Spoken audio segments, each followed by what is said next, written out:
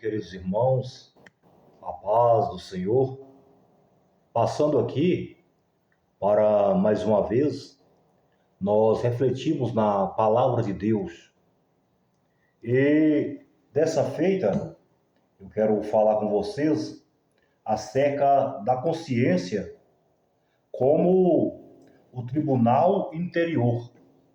E como nós sabemos, sempre há uma voz no nosso pensamento que fala quando algo que nós fazemos é bom ou é ruim. Eu quero, nesse momento, refletir na palavra do Senhor, que está em Atos dos Apóstolos 26:16, ou seja, 24:16. E por isso, procuro sempre ter uma consciência sem ofensa, tanto para com Deus como para os homens. Diante da crescente corrupção do padrão moral do mundo, o cristão deve se dedicar cada vez mais à sã doutrina, para ter sempre uma boa consciência. No entanto, a consciência analisa e emite juízo sobre todo o comportamento humano. Como estava dizendo, a consciência, ela nos mostra quando algo que nós estamos fazendo provém da palavra de Deus, serve para a exaltação e glória de Deus, ou quando também fere a sã doutrina. E essa sã doutrina, aí uma pessoa pode perguntar, mas o que é isso? Sã doutrina? Sã doutrina é o mesmo que santo ensinamento, ou seja, uma regra de ensinamentos oriundo da palavra de Deus. E nós, como cristãos, quando ferimos algum desses preceitos, a nossa mente nos acusa.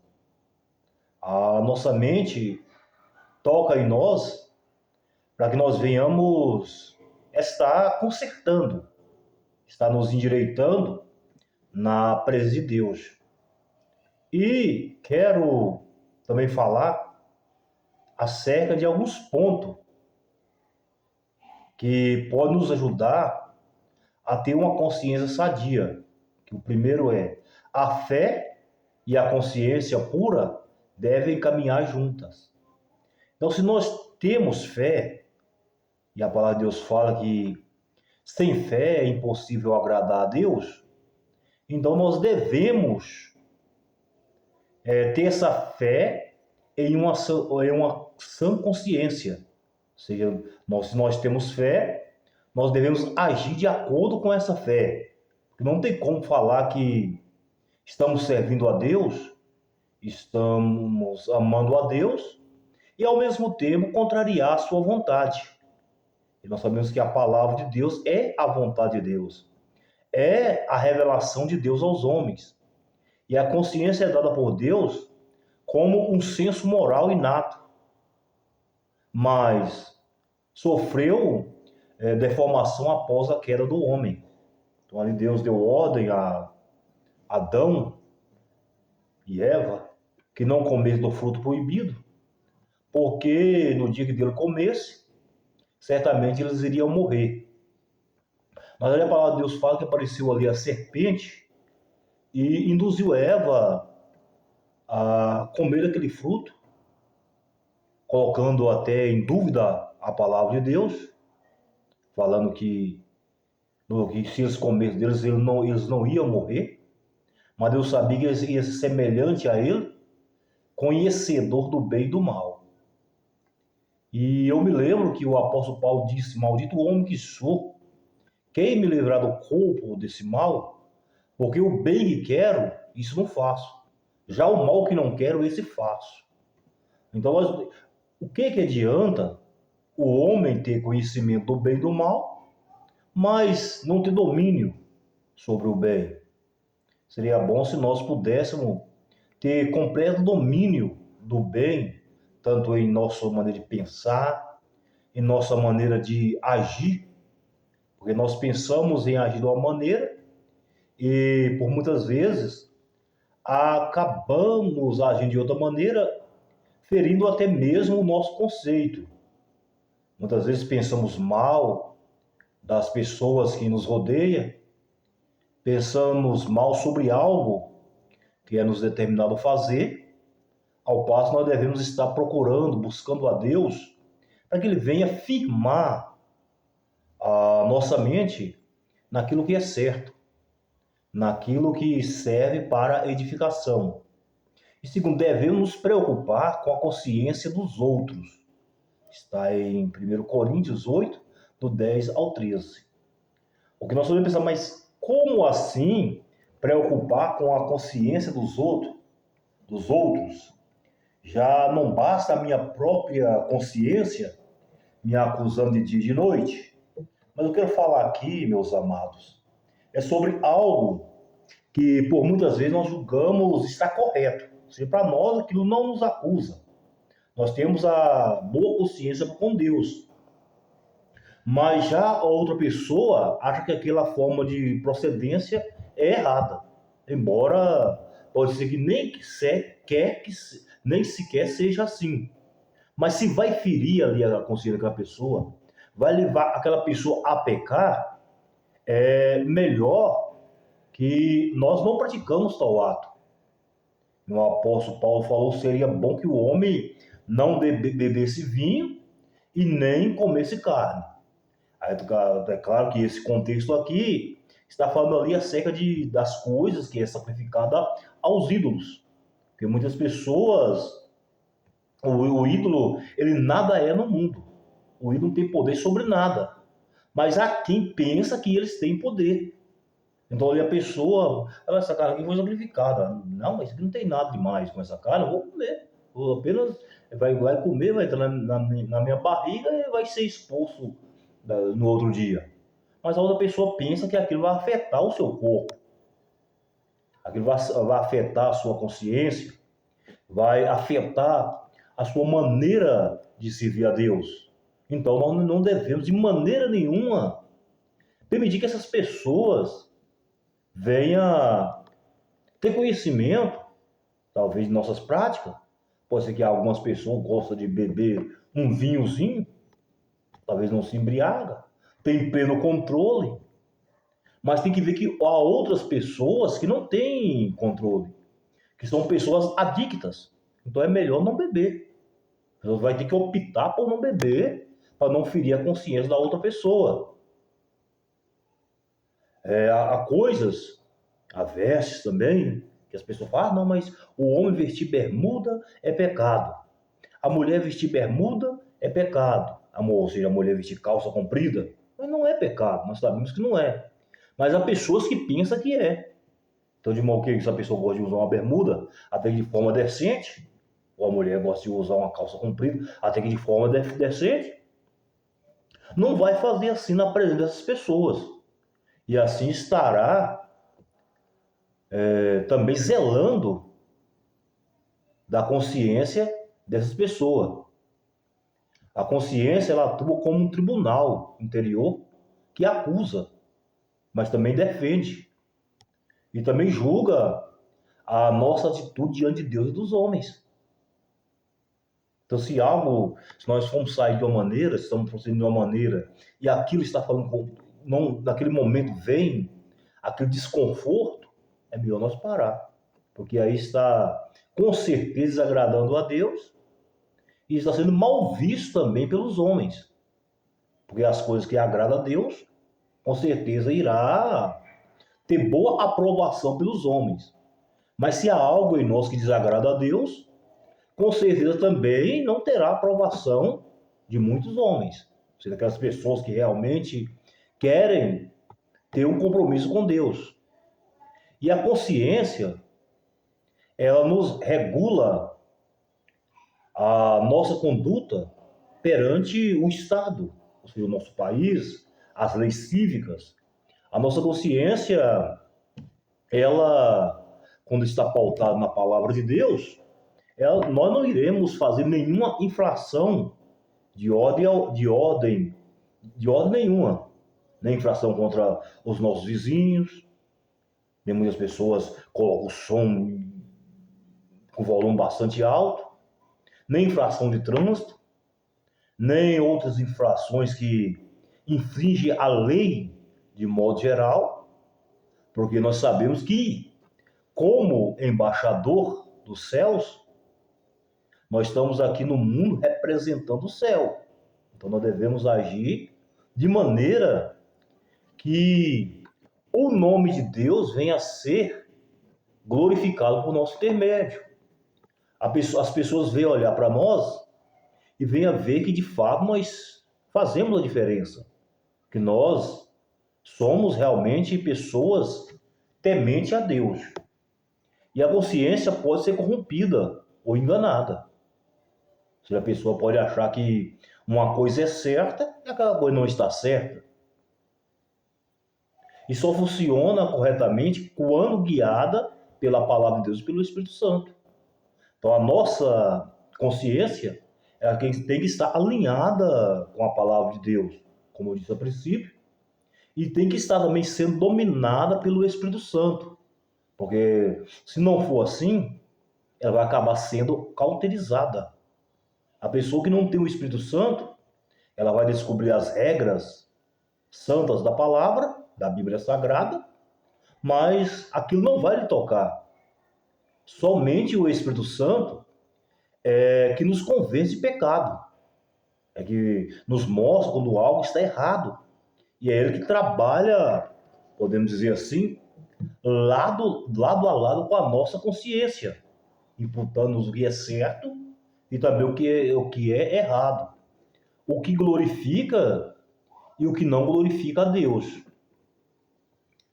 Peso da consciência nos compromete. Então, a pessoa que tem uma consciência pesada,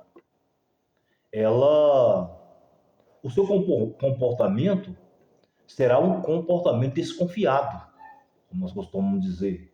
Aquela pessoa vai ser uma pessoa desconfiada. Aquela pessoa, se for falar da palavra de Deus, vai perder a autoridade, vai perder a unção, e é por isso que nós devemos procurar zelar da nossa consciência.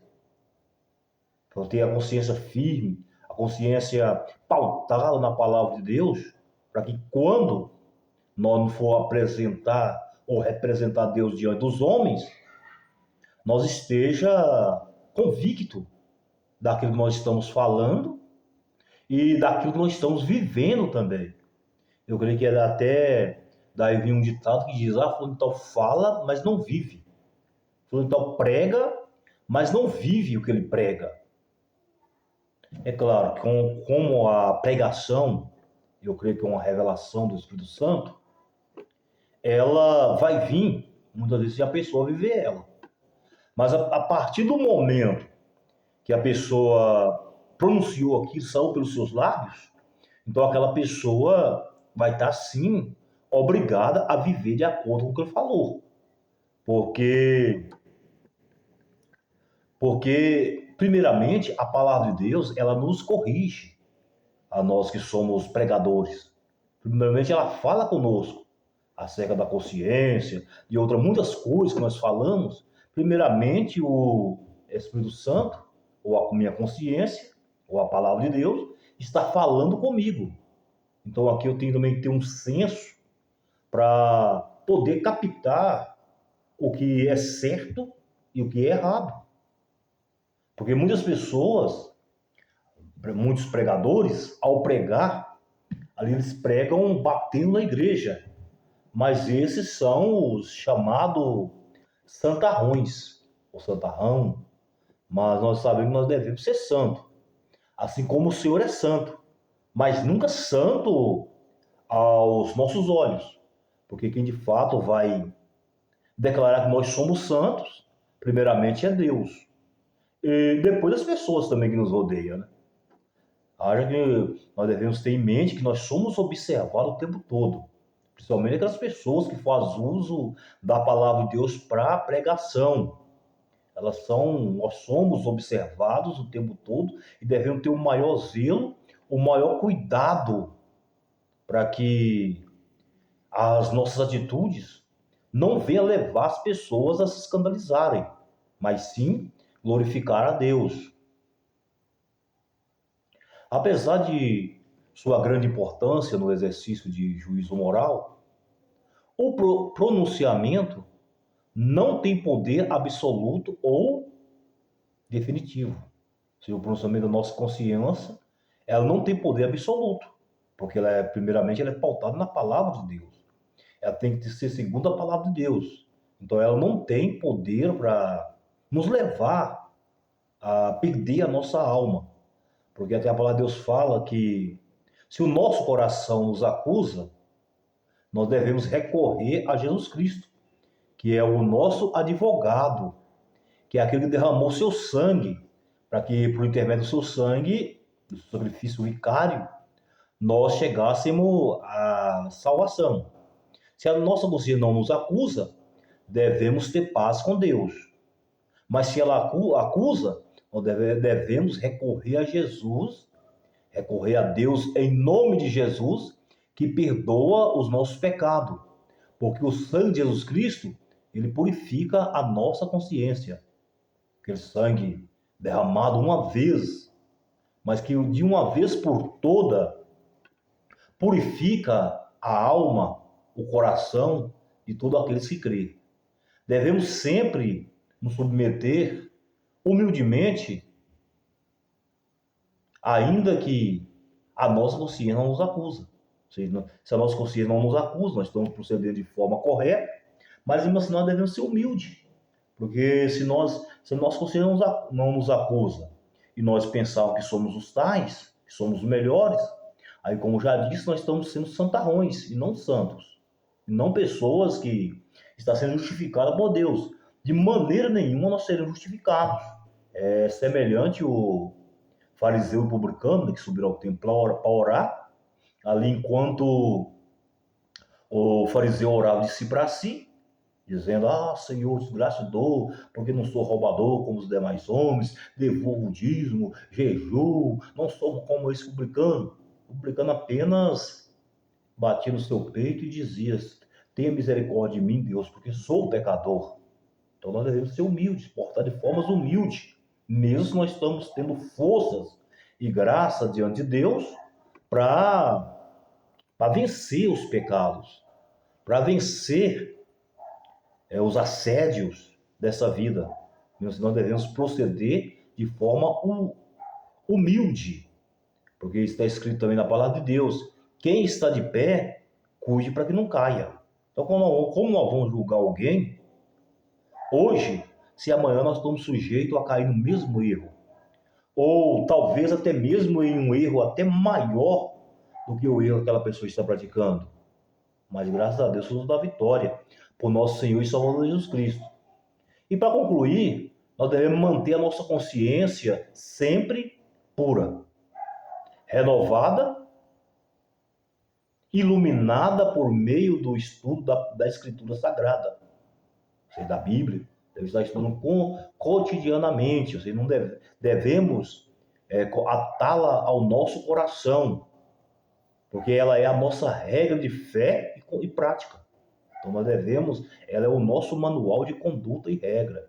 Devemos nos apegar cada vez mais a ela. E se a nossa consciência nos acusar, não devemos esquecer que o sangue de Jesus Cristo é poderoso para purificar a consciência de todo aquele que, arrependido, confia no seu sacrifício, e assim podemos chegar a ele com toda a convicção. Ou seja, vamos chegar na certeza de que naquele momento é ele que está nos usando, é ele que está falando por nós. Mas se a nossa consciência nos acusa, então vamos recorrer a ele, pedir misericórdia, que a sua graça venha a ser abundante em nossa vida. E vamos estar confessando a todo tempo que nós somos dependentes dele, que nós dependemos do Espírito Santo para ter uma consciência pura. Que Deus abençoe a todos e que o Espírito Santo do Senhor continue falando em cada coração.